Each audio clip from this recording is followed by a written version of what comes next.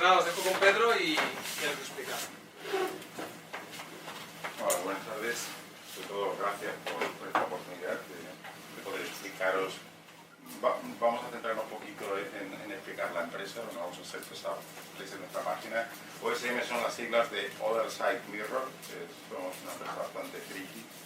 El nombre viene un poco de Alicia en el País de las Maravillas y esas cosas.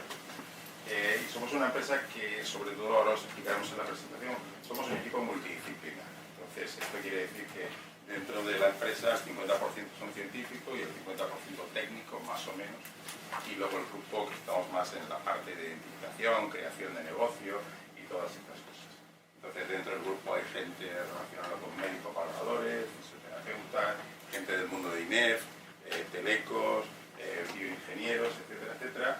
Y ahora os explicaremos un poco cuál es el corazón de lo que nosotros identificamos como este mundo de la gamificación, que nos cuesta identificarnos, porque ha sido como que hemos ido perdiendo, cambiando el nombre, hemos perdido identidad.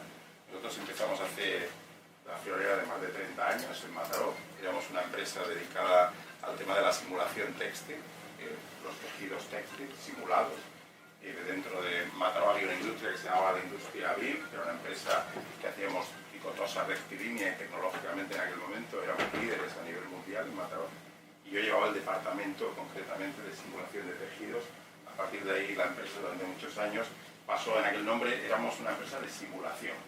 Luego nos convirtieron en una empresa de realidad virtual, haciendo lo mismo. Luego nos dijeron que éramos Serious Game y ahora nos dicen que somos gamificadores. Pero bueno, nosotros hacemos lo de siempre, que es intentar simular al máximo algo donde tú puedas vivir una experiencia sin los riesgos de vivir la experiencia directamente. Entonces, vamos a explicaros cómo combinamos nosotros, como la segunda sesión va a ser de esta de normalización. Nosotros aquí queremos dejar una idea de lo que es la normalización de esta gamificación o de esta simulación dentro de un entorno clínico, dentro de lo que deben ser unos controles, sobre todo de la fase principal. Nuestra empresa se dedica a emocionar en segunda fase. En primera fase lo que se dedica evidentemente es a no dañar. Esa es la primera fase en la que comprendemos y trabajamos. Primero vamos a hacer una prueba a ver qué reacción tenéis y qué sucede con esta primera versión.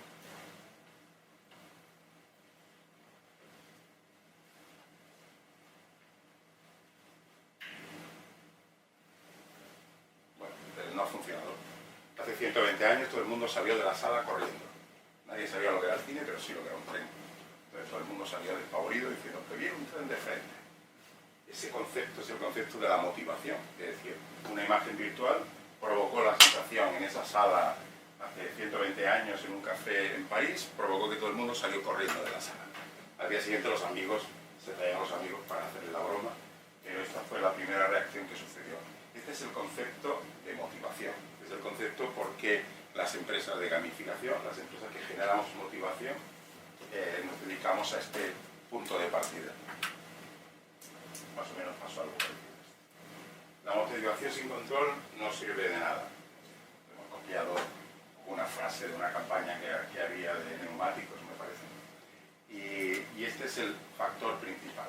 ¿Qué debemos hacer para controlar esta motivación? ¿Qué es lo que hacemos cuando nosotros emborrachamos a las personas dentro de un entorno, le cambiamos su percepción de las cosas y generamos una motivación? Si nos vamos al concepto de gamificación como tal, veremos que se aplica a muchas cosas, como bien sabéis, pues en un congreso o se pasa una pelota, ahora todos estamos hablando de una pelota para estar más motivados con la explicación y para que yo no me tenga que forzar tanto en mantener vuestro estado de atención. Ya sabéis que el cerebro cada 30 segundos se desconecta. Otros desconectamos más rápido, pero más o menos es eso, ¿no? Entonces es muy importante que veamos si nosotros nos dedicamos a esa parte de gamificación para poder estar en el nombre o en la terminología de moda, pero en un tema muy específico, en motivar a las personas para que hagan una actividad. Cuando ganamos los Creative en el 2004 y en el 2006, en el 2006 el speech elevator del proyecto, que era el proyecto Jinguber, era terapia de realidad virtual para curar el sedentarismo y para mitigar el dolor en los casos de rehabilitación. Eso era lo que aplicábamos en nuestro apartado. Y aquí, perdóname, vamos a focalizar un poco en qué consiste este fenómeno y por qué tenemos que cambiar esta mentalidad. Cuando hablamos de un contenido digital, cuando estamos motivando, lo primero es que tenemos una información dentro de un ordenador. Dentro de un ordenador hemos cargado una aplicación que nos va a hacer vivir una experiencia motivadora, ¿vale? Y ahora veremos alguna serie de proyectos, os adelantaré cosas para mantener la emoción, donde veréis que hacemos una simulación a través de un movimiento del corazón, de una práctica a través del corazón, donde te ves dentro de un entorno de África, etcétera, etcétera. Luego os enseñaremos, hemos traído material para enseñaros. Pero lo que está claro es que dentro de un ordenador se mueve una información. Hemos programado una información y esa información necesitamos verla de alguna forma. Entonces, digamos que aparece la visualización. En la visualización, cuando hablamos de la terminología en realidad virtual, la visualización, el sonido, está todo acoplado en el mismo concepto, los sistemas de visualización que le llamamos. Y por descontado, esa información, tenemos una interacción con esa información, ¿vale? Y estamos interactuando, necesitamos, en este caso, un ratón tengo yo aquí, o un joystick, o evidentemente cualquier sistema como la Kinect, de visión artificial, con cualquier sistema estamos interactuando contra ese contenido. Pero en cierto modo esto se crea dentro de un entorno seguro, como podría ser el sofá, o como podría ser pues es un teclado, un ratón que poco te hace. Pero en el momento que incluimos a las personas dentro de ese consumo del contenido, en el momento que yo a esa persona cojo su cuerpo, cojo su movimiento, cojo su actividad y la meto dentro, tengo que controlar qué está pasando. ¿Qué va a pasar? Si tengo que controlar inicialmente las diferentes fases de este concepto y atribuir a esto el control porque tengo integrada a la persona dentro del círculo. Su cuerpo va a interactuar con este contenido. Todos sabemos lo que pasó esta gente, pues, bueno, Nintendo ha vendido 120 millones de unidades, o 148 millones, quien vendió algo más fue la gente de PlayStation y Xbox en la tercera. Y Nintendo irrumpe, hace 10 años, pues sí, hace 10 años ahora, irrumpe en el mercado con esta consola, que no era ninguna cosa de otro juego, a nivel gráfico, era bastante desastre. Todo lo que hacía era este aspecto, pero inventan algo muy interesante, que es la interacción. Es la consola que menos se utiliza. En casa solo lo utilizamos para Navidad, para hacer aquello de las canciones aquellas y bailar. Se utiliza solo para eso. Pero realmente es la primera consola que vende el concepto de interactuar contra un contenido. Pero diferenciemos lo que es movimiento a una actividad con un entorno que era lo que se vendía. Pues, tu hijo pues hará actividad, no estará tumbado en el sofá, todo esto se pierde. Nosotros, cuando salió la Nintendo al cabo de 2 años, el centro de alto rendimiento de Sitges, de tenis, hicimos una prueba. Nintendo nos dejó 10 consolas. Nos dejó 10 consolas, cogimos a 20 niños, 10 siguieron haciendo el entrenamiento normal y los otros hicieron el entrenamiento con la Nintendo, al entrenamiento. De esos 10, 5 acabaron evidentemente con una lesión. Acabaron con una lesión porque el impacto repetido, el movimiento repetido ocasionó una lesión. Los otros 5 perdieron la percepción del juego. Y cuando le venía la pelota, daban aquí. Porque habían perdido la percepción del juego. Porque no son simuladores, es movimiento. Y ahí apareció la nitetitis. Y esta es una terminología que si buscáis en internet veréis que es algo que incluso, por ejemplo, en Inglaterra, en los servicios de seguridad después de Navidad, cuando se regala el Nintendo, hay una cantidad de expedientes de la nitenditis. Y al final, pues bueno, es un movimiento en el cual estamos haciendo una acción sin control, sin medir en ningún momento qué está ocasionando esta acción. Ahora, el otro día busqué una prueba con estas gafas y bueno, es un vídeo mental que existe y vemos que la gente, en este caso, necesita la persona detrás, ¿no? Yo no sé si pasó esto lo tenemos aquí. Nosotros tenemos montado dentro de una plataforma de esta biometría y realmente lo tenemos que hacer con personas porque si no, la gente acaba así. Yo creo que fue a la fiesta de Dan porque a los amigos frikis al lado bueno, fuera de este tema, ¿qué es lo importante de todo esto? Pues el reto de trabajar en un grupo multidisciplinar. Yo creo que hay una ventaja en nuestra empresa y es que los dos CEOs de la compañía, pues uno es técnico y el otro es científico. Entonces ya nace así, no hay más. Las peleas son las 24 horas en este caso, porque es mi pareja la otra CEO de la compañía y nacimos en el proyecto con estos dos conceptos. Y está bastante claro. Nosotros cuando ganamos los Creative, el proyecto Jing VR, Lourdes en este caso era Jing y yo era VR, que me dedico toda la vida a multidisciplinar que nos mantiene pues, a todos como muy divertidos, muy entretenidos, pues lo que intenta es romper los retos de cómo controlamos, ¿no? Es decir, hace poquito que nos aprobaron un proyecto del tema de estereometría para hacer el tema cognitivo en la tercera edad respecto a las caídas, y todo parte de ahí, parte de la idea científica de cuál es el ejercicio, cómo vamos a controlar el ejercicio, y la otra parte, cómo vamos a motivar el ejercicio. Entonces, todos los proyectos se trabajan dentro de este equipo multidisciplinar. Aquí os enseño, por ejemplo, una de nuestras prácticas. Nosotros nos dedicamos al laboratorio de valoración del daño corporal, lo que hacemos son los informes que van a juicio, y con esa misma tecnología es la que aplicamos a los juegos para el control, en este caso, del movimiento. Es la misma tecnología que utilizamos en relación a la ergonomía en el puesto de trabajo, es la que utilizamos para implementar en el movimiento que va a haber dentro de nuestras gamificaciones o de nuestros sistemas de motivación, ¿no? En este caso, pues bueno, estamos haciendo primero una prueba cinemática, ahora a través del movimiento, y ahora es la cinética, donde recogemos la electromiografía y donde vamos a hacer un trabajo de presión. Y ahora sí, necesito 2 personas, porque vamos a hacer una práctica directa. Vamos a coger a una persona, vamos a hacer una prueba aquí que va a ser, vamos a coger la intensidad mioeléctrica de uno de vosotros y la vamos a lanzar contra otra persona y le vamos a hacer que se mueva de forma involuntaria un músculo. Entonces necesito 2 personas.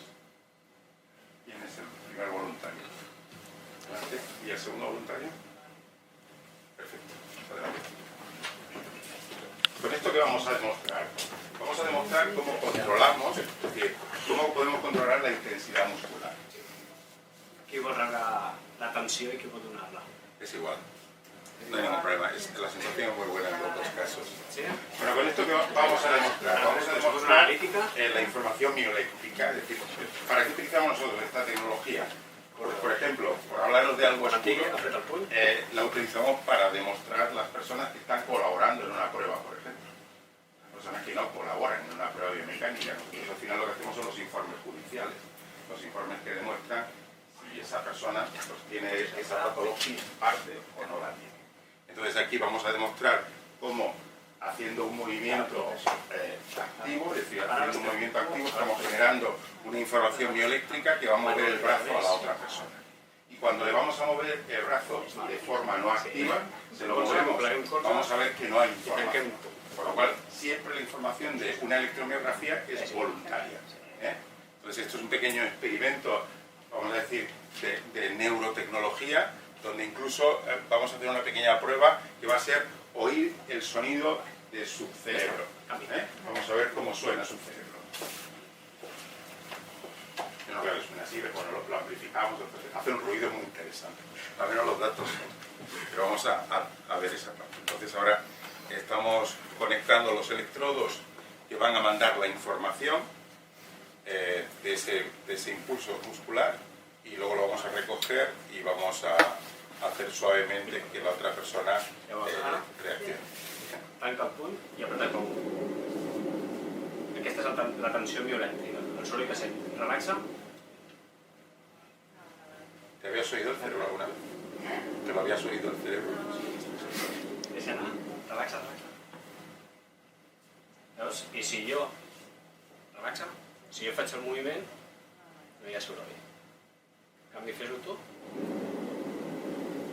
El que estem fent és agafar aquesta senyal mioelèctrica que s'envia al cervell a través del muscle i l'estem reconvertint, l'estem transformant en soroll. I és per això que se sent mitjançant els altaveus. Vale? Llavors, ara farem el canvi. Esto, por ejemplo, lo que os comentaba, ¿para qué utilizamos esta tecnología? Esto es puramente experimental, esto es un cacharro que hemos hecho nosotros para hacer esta demostración.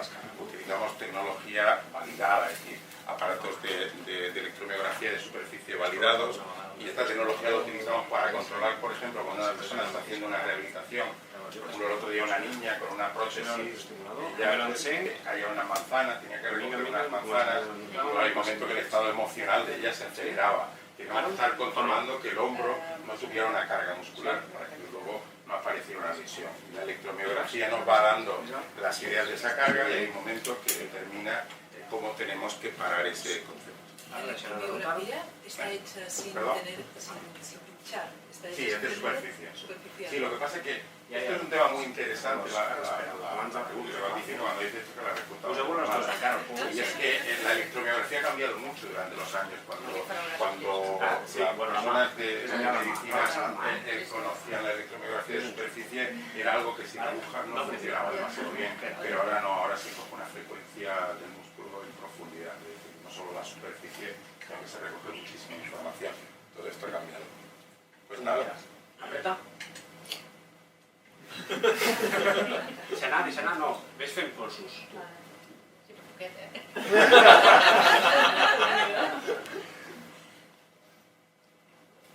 Mira.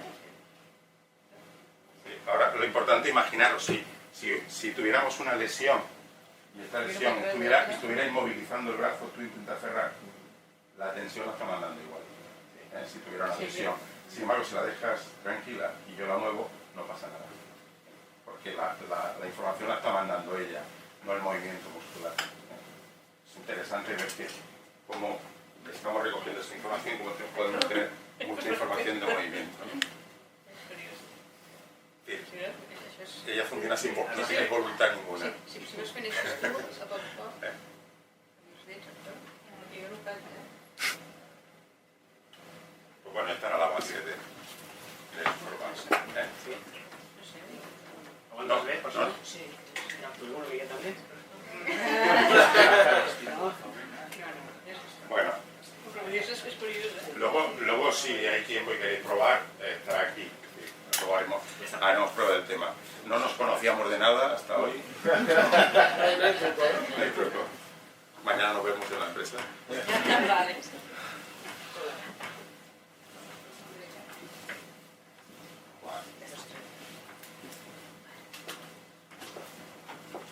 Pues nada, gracias.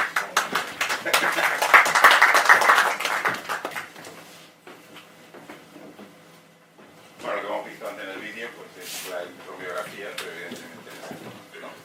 Bueno, os vamos a comentar, la biomecánica es una de las partes que aplicamos. Nosotros somos una empresa totalmente horizontal en biomecánica, es decir, podemos decir que podemos abordar cualquier proyecto de biomecánica. Es más, la parte de biomecánica más compleja es la valoración del daño corporal, y es lo que montamos laboratorios. Ahora tenemos Coruña, estamos abriendo en Madrid, este fin de semana abrimos en Madrid y Barcelona abrimos el mes que viene, y ponemos laboratorios por toda España en el proyecto que nosotros trabajamos. Son unos espacios de unos 40 metros cuadrados donde hacemos estudio de la marcha, donde hacemos varios trabajos. Control, ¿qué es importante? Antes. Ahora vamos a explicar un poquito algunas de las tecnologías que utilizamos puramente en el tema del movimiento, pero en los proyectos que nosotros tenemos, antes de meter a las personas dentro de una actividad donde vamos a darle una motivación, y donde en una sala de cicling, por ejemplo, donde hay una motivación visual amplia, donde las personas están desarrollando una endorfina realmente importante y donde algunas personas nos hemos tomado algún producto básico, algo muy natural, pero para poder rendir en la clase, pues hay un momento que en otro tipo de productos es realmente complejo. Por ejemplo, las cintas de caminar. Nosotros iniciamos algún proyecto en la cinta de caminar, y en la cinta de caminar pierdes el norte y caes de la cinta. Es decir, es algo que hay que parametrizar o poner un arnés a esa persona, porque si no es complicado. Sin embargo, si estás en una bicicleta, en algo que sea más estático o en algo que realmente puedas tener control, no pasa. Si los hermanos Lumière hubieran atado a todas las personas en la silla, no hubiera pasado nada. Pero claro, las personas estaban sueltas, vieron el tren y salieron corriendo de la sala, ¿no? Este es un ejemplo realmente interesante. Entonces, antes que hacemos medir a esa persona puede venir ya del clínico, por ejemplo, con una limitación cardiorrespiratoria, decir, oye, tú no te pases de 120 pulsaciones, pero si no hacemos unas pruebas, sobre todo de control a nivel de cómo está constituida esa persona, ¿no? Nosotros esto lo llamamos una prueba que se llama LEAF, que es la prueba de actitud física, es una prueba donde hay una parte relacionada, también le podemos llamar la edad corporal, aquello. Lo que pasa es que no es la prueba puramente del gimnasio, es una prueba donde medimos las fuerzas isométricas de esa persona, es decir, qué fuerza hace tú al empujar, para medir esa fuerza. Es una prueba donde medimos cómo está constituido el cuerpo de esa persona a nivel de impedancia magnética, demostrando la masa grasa, la masa corporal de esa persona, y y luego por otro lado medimos la parte de flexibilidad y medimos el rendimiento de esa persona en la actividad. A partir de ahí tenemos las personas controladas en cuál es el formato. Y luego durante la actividad hay que ponerle una serie de dispositivos y después ver otra vez qué ha sucedido con toda esta información. Control, pues en la parte de movimiento colocamos toda la parte biomecánica. Aquí tanto a nivel cinemático, que sería cuál es el movimiento, como a nivel cinético, que es de dónde viene ese movimiento, ¿no? Aquí hemos visto pues, un elemento que es la electromiografía, que nos da una información muy clara del músculo que se está activando en ese momento. Cuál es el músculo que se está activando y podemos estar midiendo cuando ese músculo deja de activarse. Por ejemplo, las personas que sufren de fibromialgia tienen esta caída muscular, tienen este concepto de caída muscular, y cuando se le hace un ejercicio, aunque ya sabemos que todos son unos brotes a veces muy difíciles de controlar, pero cuando aparece esa caída podemos generar una prueba complementaria para ayudar a la detección de esta patología tan compleja y tan difícil de definir. Bueno, tenemos un protocolo de biomecánica basado en este aspecto. A nivel del corazón, pues toda la parte de pulsometría, trabajamos con elementos como por ejemplo CEFIR, que tiene una validación médica, donde podemos medir pues, desde las pulsaciones, desde la amplitud pulmonar, podemos medir la acelerometría y el giro de esa persona. Esa persona está tumbada o está de pie o se ha caído, podemos medir mucha información, ¿no? Nosotros lo que hacemos esta biometría es la tenemos generada en un motor de información, donde ahí llega toda la información y luego eso lo podemos gamificar, es decir, que hacemos juegos que realmente y de verdad se mueven con el corazón, con sinceridad y con el corazón. La pulsometría y la parte cognitiva, toda la parte de esta biometría que también trabajamos, que ahora os enseñaré alguna información, y en psicología trabajamos con tecnologías como el Vibra Image, que es una tecnología a nivel de estados de ansiedad en relación a que desde la punta de nuestro hombro a la punta de la cabeza, dependiendo del estado de vibración, estamos en un estado de ansiedad distinto. Entonces, eso está avalado por un premio Nobel y es una tecnología no invasiva que utilizamos para estar controlando, por ejemplo, pues a una persona que estamos tratándole una fobia, cómo estamos haciéndole llegar a esa realidad. Ya sabéis que todas las aplicaciones relacionadas con la fobia pues simulan una araña en cuadrículas hasta que se le va dando definición y vamos acercando a esa persona a su realidad y las fobias se consiguen enfrentando. Este es el motor nuestro, como veis lo que os comentaba, tenéis las pulsaciones, mano derecha la amplitud pulmonar, tenemos la acelerometría y el trabajo que se está haciendo. Todo eso está conectado a estas bicicletas. Cuando tú estás en la sala de cycling, tenemos unos parámetros del corazón que hemos puesto en su máxima frecuencia y a partir de ahí controlamos el ejercicio que tú estás realizando en todos lados. Controlar para ayudarte a que no te pase nada y controlar sobre todo para ver que el ejercicio que se te ha programado lo estás haciendo. En este caso, esto es en África, hay un momento que si se necesita motivación, se interactúa con la motivación, pues apareciendo animales, ayudándote a motivar y consiguiendo los parámetros. Esto que veis aquí, la mosca, esto es la estabiliometría, y por ejemplo aquí tenemos a Oscar, que es una de las personas de la compañía, intentando que este oso, que es un trabajo realmente interesante, esto lo utilizamos por ejemplo para la parte perceptiva de los abuelos, para eso que pierden ellos, que es el concepto del equilibrio, pues se pueda controlar de esta forma. Entonces hay que ir cogiendo la fruta y llevándolo adelante. Temas de inerciales, nosotros desarrollamos tanto la parte del hardware como la parte del software, y este es un inercial, que en este caso está con la mano para que lo veáis, pero se coloca en la rodilla y el fisioterapeuta ha programado estos aros a través del panel que le hemos hecho y la persona tiene que hacer esta rehabilitación de rodilla, que lo que va a hacer es meter por los aros y conseguir la información. Todo esto está conectado para que esa información llegue directamente a la línea.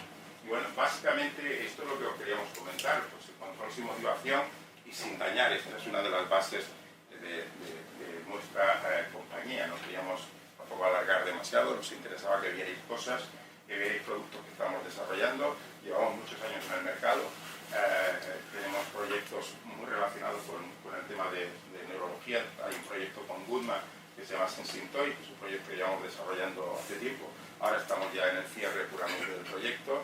son una serie de juguetes para interactuar con esta línea. También estamos trabajando con parapléjicos de Toledo en el caso de neurorehabilitación, y a nivel de rehabilitación pues estamos trabajando afortunadamente con casi todos los hospitales en diferentes líneas de trabajo. Y ya está, estamos en Mataró, está la oficina central, los laboratorios los tenemos en Argentona, y tenemos empresa en Alemania y Estados Unidos, y en La Coruña, y bueno, y este fin de semana en Madrid. Entonces, ahí va. Muchas gracias. Una pregunta, a nivel de rehabilitación, decís hospitales, ¿qué es lo que tenéis puesto? O sea, el programas informáticos como el que explicabas ahora para que utilicen los fisios. Sí, a ver, hay dos líneas de trabajo. Una línea es los conceptos de motivación como tal, el trabajo con inerciales, normalmente es lo que hacemos, y ese es el caso, por ejemplo, de la rehabilitación. Ese de rodilla trabajamos con Karolinska, hemos trabajado en un proyecto con Karolinska. Bueno, inicialmente empezamos a trabajar con ellos, una gente muy seria, que es el hospital más grande de Europa, y tienen una línea. Entonces lo que hacemos es trabajar, en este caso, el tema de rehabilitación. Hay varios, hay uno también de un pez, que se ponen dos inerciales en la espalda para hacer rehabilitación de espalda. Bueno, hay varios en esta línea. En el tema de neurorehabilitación, como bien sabéis, la neurorehabilitación, vamos a decir que no es tan física, vamos a decir que es más caprichosa. Entonces, ahí lo que se hacen son una serie de juegos similares a lo de la vida cotidiana de esa persona, resigue una línea, o en el caso del oso. Este lo utilizamos también para todo el tema del tronco, la persona sentada y en movimiento. Y entonces, a partir de ahí, lo bueno es que el fisio tiene un panel donde el programa, que son los objetivos, y hay una serie de elementos. En el caso de lo que habéis visto del cycling, que eso es para rehabilitación cardiorrespiratoria, eso es una plataforma que hemos diseñado, no es un videojuego como tal, ese es el videojuego ejemplo, pero es una plataforma. Ahí hay una serie de módulos y una empresa de multimedia o de videojuegos que quisiera desarrollar contenido, nosotros le damos las herramientas para que distribuya. Entonces, ahí hay un modelo de negocio muy concreto donde el hospital puede bajarse la aplicación, hacer rehabilitación y mantener motivadas a las personas. Ahora vamos a hacer debajo del agua, o vamos a hacer en Marte, o vamos a hacer donde sea, la gente vivir esa proyección. Todos los juegos también se pueden hacer desde casa, es decir, que esto ya sabéis que ahora se programa multiplataforma, multiespacio, ahora ya no sabría decir sobre qué sistema operativo, no, sobre qué necesitas, dónde está y qué es lo que se hace. Pero mayoritariamente todo esto son proyectos en los que nosotros trabajamos en tres líneas, en la línea puramente de subcontratación. Nosotros somos la empresa de biomecánica que hace todo lo relacionado con los castellers, es decir, cuando usó aquello del dispositivo que se está generando ahora para el cuello, todo el estudio biomecánico, toda la simulación, digamos que cogimos un casteller virtual y lo asesinamos muchas veces para saber realmente cuál es la posición. Si ahora veis en los castellers que en vez de poner la cabeza así, la piña, la pone frontal, pone la barba, lo hicimos nosotros. Nosotros con nuestro estudio determinamos que esa posición era mucho más segura en la caída, ¿no? Entonces, bueno, ahora se está haciendo un dispositivo dentro de esta línea, ¿no? Entonces ahí esa es una parte, otra parte entrar en proyectos, tenemos una dilatada experiencia en entrar en proyectos europeos. El año pasado ganamos los Eureka, en el año anterior ganamos los Celtic, es decir, que somos la única empresa de España que ha ganado los Eureka. Y bueno, y luego entramos lo que es en líneas de explotación propia general de spin-off. OSM Lab y ahora Tebiomedic son empresas que nacen de este concepto. Nosotros somos una especie de centro tecnológico privado, por así decirlo.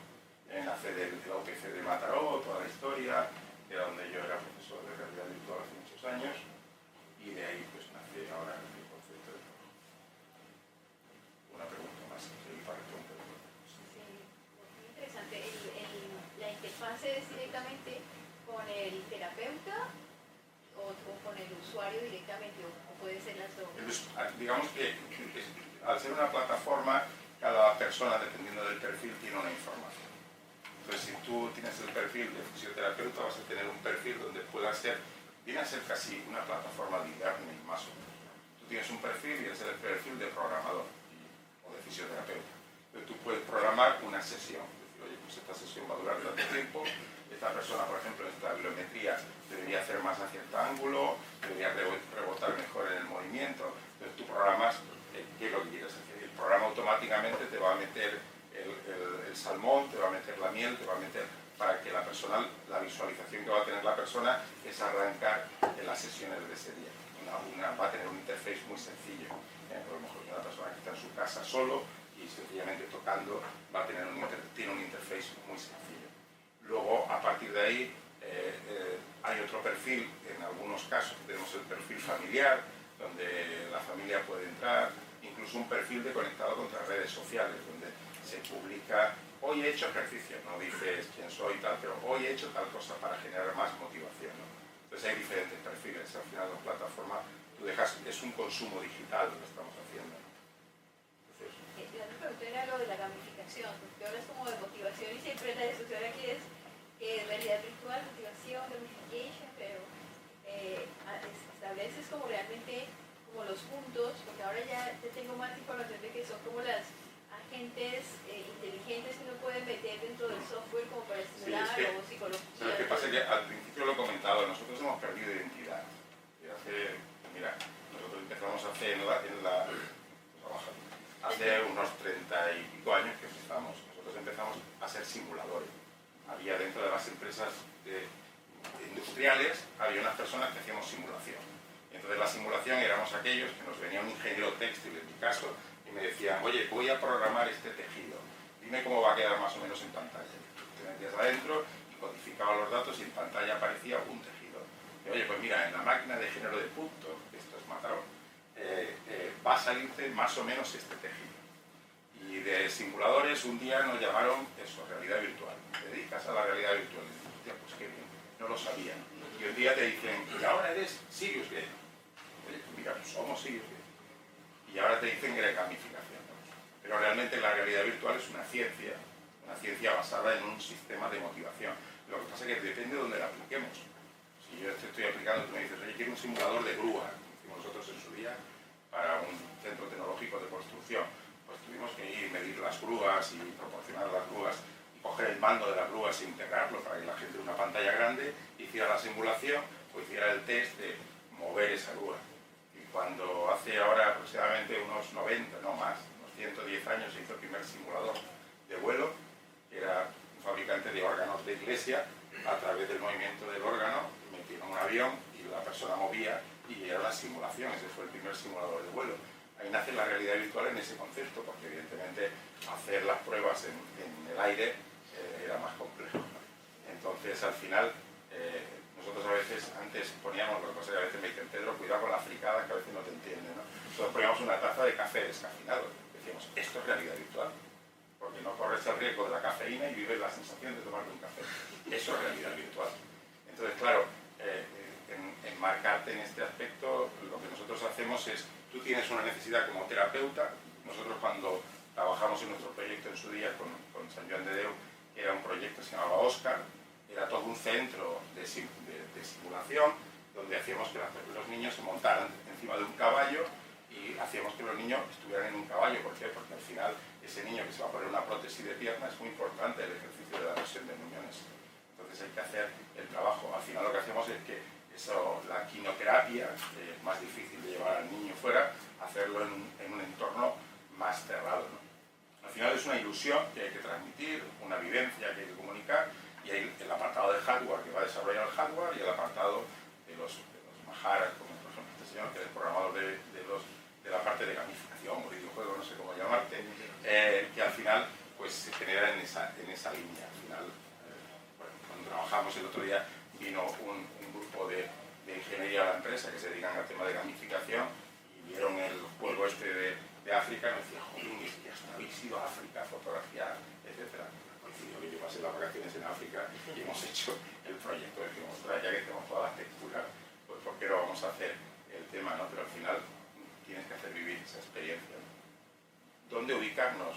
Hablar de la terminología, ¿qué es? Yo me acuerdo que hace muchos años tuve la suerte de tener una persona que por alguno de vosotros lo conoces, el profesor Miravilles, que era una persona de difusión científica de los más importantes que ha habido siempre, y tuve la suerte de tenerlo un día en una charla, y él tenía que dar una charla de realidad virtual, y me decía, vamos a ver, lo primero que no entiendo es la palabra, si es realidad como es virtual, ¿no?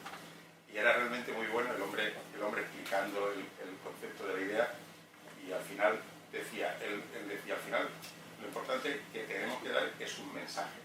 Y el mensaje es uno muy claro, es decir, no podemos dañar. Ese es el mensaje que tenemos que dar. Si motivo, no daño. Y si daño, evidentemente deja de motivar, ¿no? Nosotros hemos tenido el proyecto Gym VR, que es el proyecto de un gimnasio virtual en Argentina, lo hemos tenido 4 años abierto, con más de 400 personas, y no ha habido ni una sola lesión. La gente salía y decía, ostras, que yo me meto en la sala de cycling y es que no sé lo que me pasa, doy todo lo que nunca había dado. Entonces, bueno, yo creo que al final nosotros no sabemos cuál es nuestro nombre, lo que sabemos es que sabemos motivar y sabemos controlar la actividad, y luego hacer que evidentemente las personas, los médicos o las personas clínicas entiendan ese informe o esa información que le tenemos que dar. De todas formas, empezamos a subsistir de una forma importante cuando montamos el comité científico dentro de casa. Eso fue muy importante, porque si no, eran cosas un poquito complejas de alinear. Pues nada, si queréis pasamos a la próxima, y luego si queréis probar